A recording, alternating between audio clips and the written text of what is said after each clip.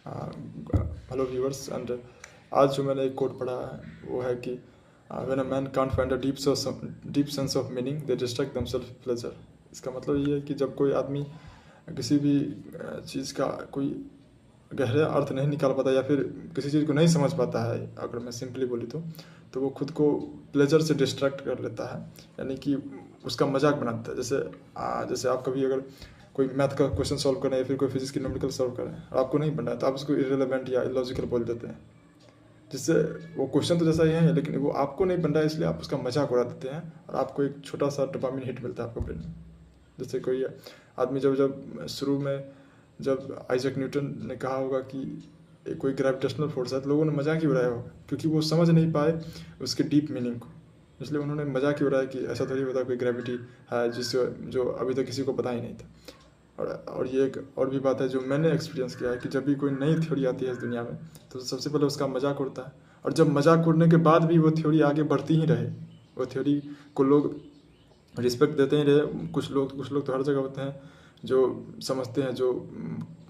Contemplate करते हैं deeply, तो वो लोग अगर एक्सेप्ट करते हैं, फिर भी जो लोग मजाक उड़ा रहे थे पहले अब वो जाके क्रिटिसाइज करेंगे, उसको किसी तरह से रोकना चाहेंगे। और बाद में फिर तीसरा स्टेज है जो सबसे इंपॉर्टेंट है, बाद में जाके सब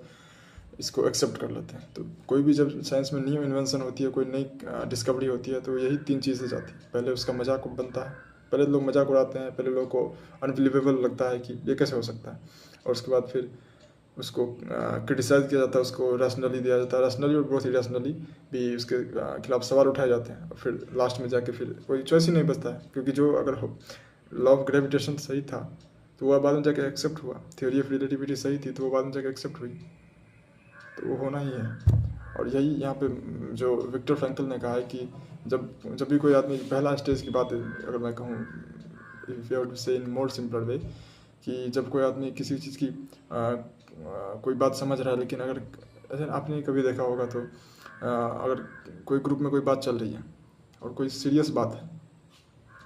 और एक आदमी है या फिर दो आदमी है, मान लीजिए 5 आदमी ग्रुप है, अगर एक आदमी है, दो आदमी है, जैसे जिसको नहीं समझ में है इसके बारे में क्या है, तो वो उसका कुछ और अर्थ लगा करके उसको मजाक में उड़ाना चाहेगा। तो यहीं पे इस कोट का वैल्यू हमें समझ में आ जाता है कि when a man can't find a deep sense of meaning they distract themselves with pleasure. Thank you very much.